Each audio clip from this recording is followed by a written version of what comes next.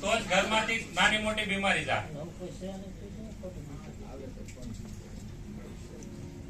તો આ RCM no plan is એનો પ્રાણ છે. તો એની ઉપર આપણે થોડીક ચર્ચા કરશું કે આપણે અહીંયા 500 કિલોમીટર થી અહીંયા 700 કિલોમીટર થી આવ્યા છીએ તો કોઈ ના કોઈ પૈસો કમાવા જ આવ્યા છે કે નહીં? તો પૈસાનું આપણે શું કરીએ છીએ? કોઈને કોઈ ખર્ચ કરીએ છીએ. બધા જીવન જરૂરિયાત વસ્તુ લેવા માટે ખર્ચ કરીએ છીએ. તો ખર્ચ કરે એને ગ્રાહક કહેવાય. આપણે બધા ગ્રાહક છે કે નહીં? તો કોઈની કોઈ વસ્તુ લેવા આપણે ક્યાં જવું? આપણે ઘરે કઈ વસ્તુ બને છે તો બાજુની કોઈ રિટેલ શોપ હશે ત્યાંથી જ આપણે લાવશું ને. અને બને છે એ કોઈની કોઈ કંપનીમાં, આપણે ઘરે નથી બનતી. પણ કંપની કોઈ દી ઘેર દેવા આવી આપણને સામાન? ગ્રાહક કોઈ દી કંપનીમાં લેવાઈ ગયો નથી ગયો.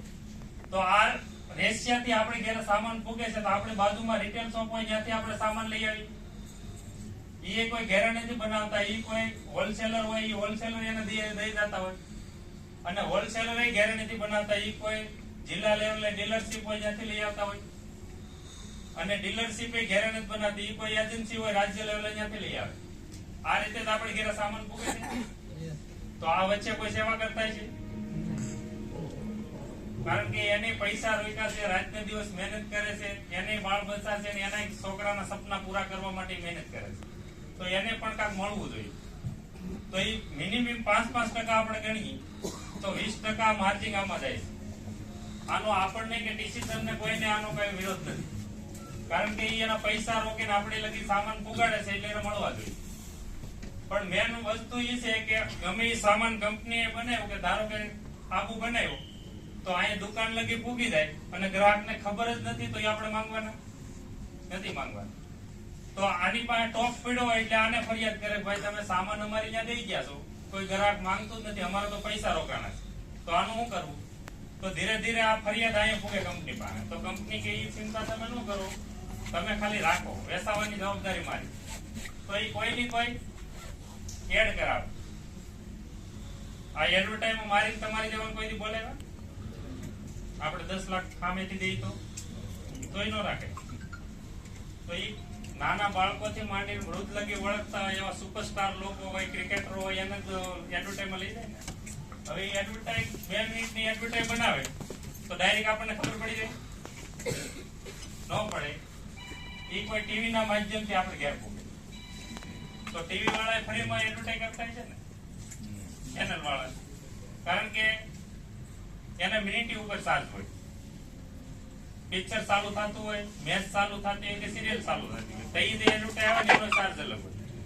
અને સિરિયલનો છેલ્લો ભાગ હોય, મેચની છેલ્લી ઓવર હોય, રસાકસીની મેચ હોય, પિક્ચરનો એન્ડ હાલતો હોય, તઈ જ્યારે એડવર્ટાઈઝ મૂકે ને એનો ચાર્જ અલગ. તો એ મિનિમમ આપણે 30 થી 45% લાગે છે, પણ 30% ગણીએ. 30% અને 20%, 50% પૈસા આપણા મિડલમેનમાં જાય છે. અને રાતને દિવસ આપણે મહેનત કરતા હોય ને મોડા કામેથી ઘરે આવતા હોય તો બાજુવાળા કહે કે કોની હાટો ખાય? તો આપણે શું કહીએ? છોકરા માટે. 50% મિડલમેન આની માટે આપણે કામીએ છીએ. 50% માંથી આપણું રોલિંગ આઈટમ. ધારો કે 500 રૂપિયાનો સામાન કંપની નફા સહિત બનાવે ને, આપણી પાસે પોગતા 1000 રૂપિયાનો થઈ જાય. આ વાતને માનો છો? કારણ કે 50% આમાં જાય. તો ત્રિલોચન ચાવડા માટે ફિર સે એક જોરદાર તાળી.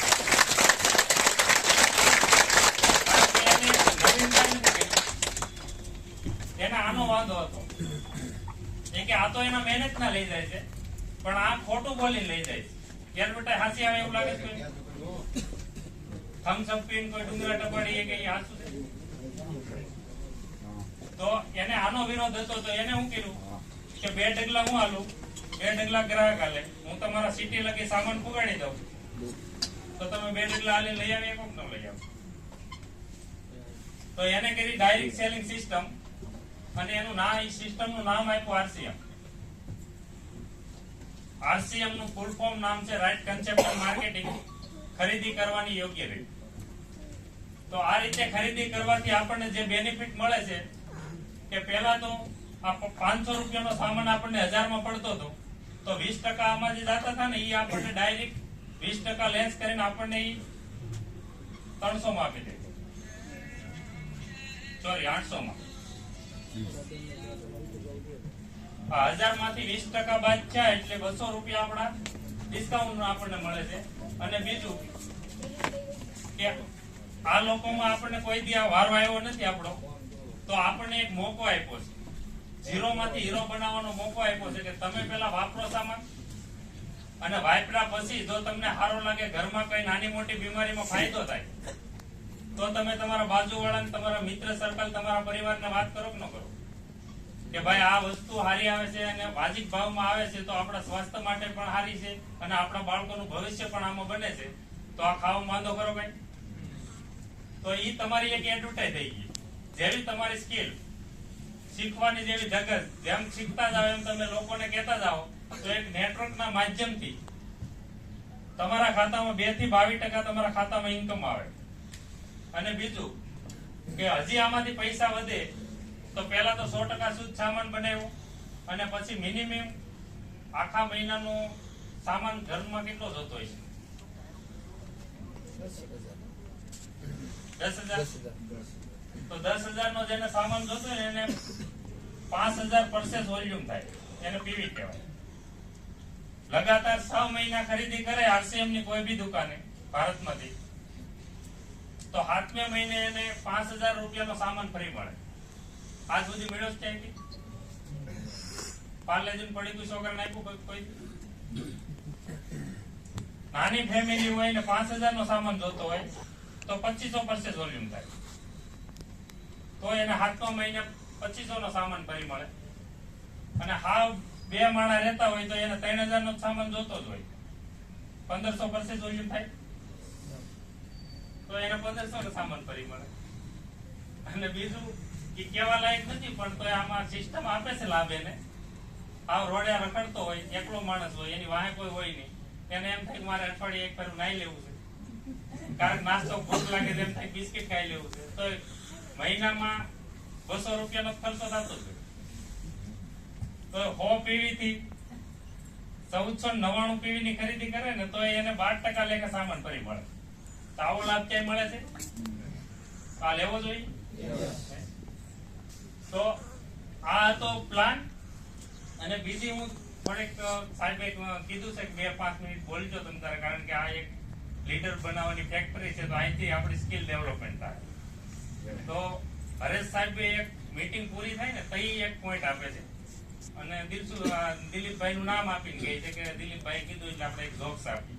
પણ એ જોક્સ નથી, એક કહાની છે, અને એ કહાનીના માધ્યમથી કાકામાં સમજવા જેવું કે એક તળાવ હતું, જંગલમાં એક તળાવ હતું, એમાં જંગલમાં લાખ બધા વાંદરા રહે અને રોજ તળાવમાં નાય. હવે એક કરું આકાશવાણી છે કે આજે 12 વાગે, રાત 12 વાગે જે વાંદરો આમાં પાણીમાં ડૂબકી મારશે એ રાજકુમાર થઈને બારો નીકળશે. એટલે બધા વાંદરા કે આવું થોડું હોય કે આપણે પેઢીઓ વહી ગયા મનાઈ નહીં, કોઈ વાંદરો રાજકુમાર બહેનો નહીં, આવું થોડું હોય. તો રાતના 12 વાગ્યા રાત એટલે એક વાંદરાએ કોઈ એનું લોજિક ન લગાવ્યું, સીધી ડૂબકી મારી એટલે રાજકુમાર થઈને બારો નીકળ્યો. હવે આમાં હું તમને પ્રશ્ન કરું તો આમાં તમને શું સમજવા મળ્યું?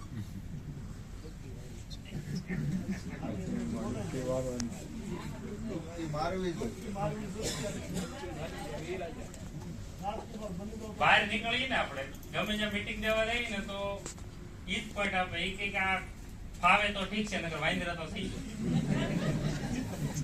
હકીકતમાં 90% લોકો એવું નેગેટિવ જ પોઈન્ટ વિચારે છે, નકર આમાં એક પોઝિટિવ પોઈન્ટ હોતે છે કે આમાં રાજકુમાર પણ બનાય છે, એ કોઈ નથી લેતું. એટલે જ તે 90% લોકો મધ્યમ અને ગરીબ છે અને 10% લોકો અમીર છે, કારણ કે ગમે એવી નેગેટિવ વાતમાંથી પણ પોઝિટિવ વિચાર લે. અને મધ્યમ લોકો છે ને એ પેલા નબળો વિચાર કરે કે આમાં શું થાય, આમાં આવ્યા પછી આપણો કયો નુકસાની થાય, પેલા વિચાર એ કરે.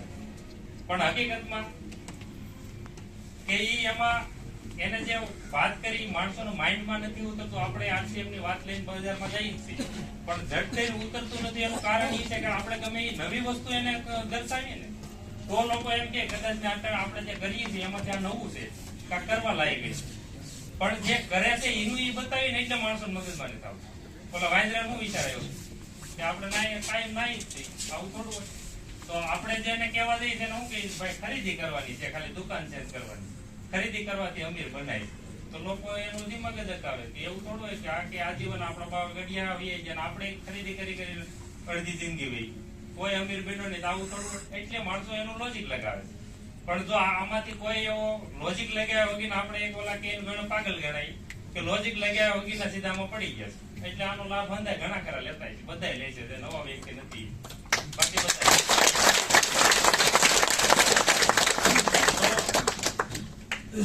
આમાં પણ જેની વાતો છે એમાંથી સમજવા લાયક હોય કાંઈ. અને બીજું મને આમાંથી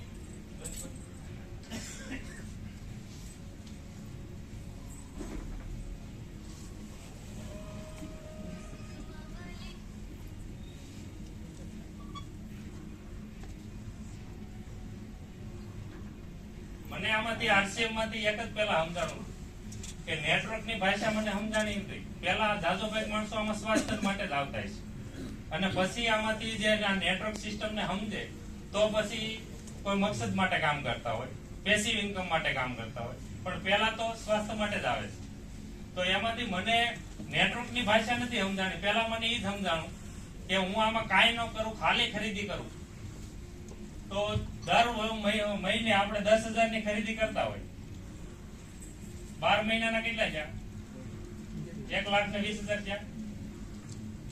આ તમે કામે જાઓ કે ન જાઓ, ઘેરે બેહો, કામે જાઓ કે એને કોઈ મતલબ નથી. આ તો આપણે જીવન જરૂરિયાત વસ્તુ છે કે કાયમ માટે આપણે જોઈએ.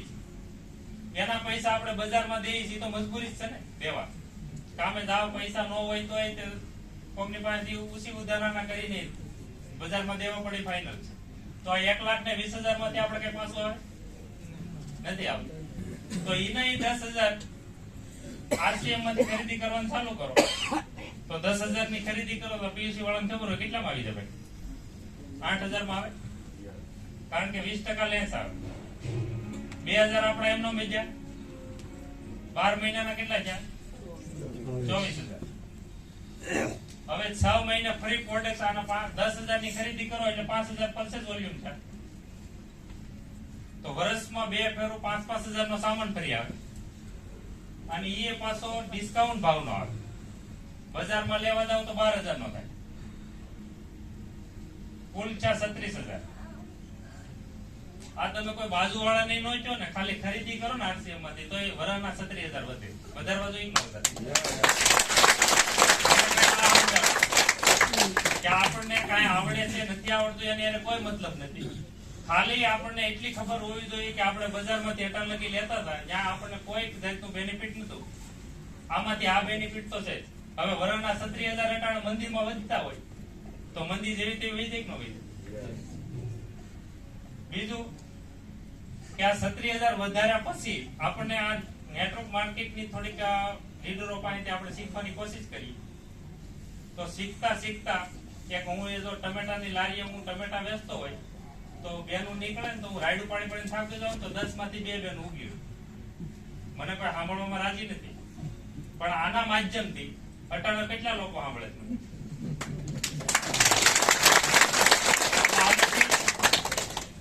જો કેટલું તમે ભણ્યા એ કોઈ મહત્વનું નથી, તમારી કેટલી ઉંમર છે એ પણ મહત્વનું નથી. આમાં ખાલી તમે ફિટ થઈ જાઓ તો અહીંથી ટ્રેન મુંબઈ જતી હોય એમાં તમે પેલા ડબ્બામાં બેહો કે વચલે ડબ્બામાં બેહો કે ચાલા ડબ્બામાં 5-10 મિનિટ સ્ટેશને આવતા એ ડબ્બાને વાર લાગે પણ પૂકી તો જાવ મુંબઈ. તો આમાં આવ્યા પછી શીખવાની ભાવનાથી શીખશો તો જ આમાં આપણે આગળ વધશું. કારણ કે આગળ વધવાનું એક પ્લેટફોર્મ એવું છે, ધારો કે આમાંથી ઝીરો માંથી હીરો બનાય છે, ઓલામાંથી તમે વાંદરાની વાત મેં જેમ કરી તો માની લો કે ગરીબ હોય એમાંથી અમીર બનવું હોય તો પરિવર્તન થાય તો જ અમીર બને. રંકમાંથી રાજા પણ પરિવર્તન થાય તો જ બની શકે. તો આ વાંદરામાંથી રાજકુમાર બનવું એ પરિવર્તન ન કહેવાય, એને ચમત્કાર. કારણ કે વાંદરામાંથી રાજકુમાર બનવું એટલે મનુષ્ય બનવું, તો એ ચમત્કાર વગરનું થાય યોગ્ય જ નથી. તો આમાં અભણ માણસ પણ અંગૂઠા સાફ હોય, મારી જેવો ટમેટાની લારી આપતો હોય, એ પણ જો અમીર બનતો હોય તો આ ચમત્કારથી કોઈ કમ નથી. બધા કેવો વાત હવે નહીં કરું ને, દાદા લીડરો હજી બાકી છે. તો ભાઈ વિષ્ણુભાઈ નારી એક રોયલ્ટી એચીવર છે અને અહીંયા શીખવા માટે જ આપણે આવ્યા છીએ. હું પણ ઘણું ખરું મારે શીખવું છે. તો વિષ્ણુભાઈ નારીયાને હું ઇન્વાઇટ કરી આપની જોરદાર તાલીઓથી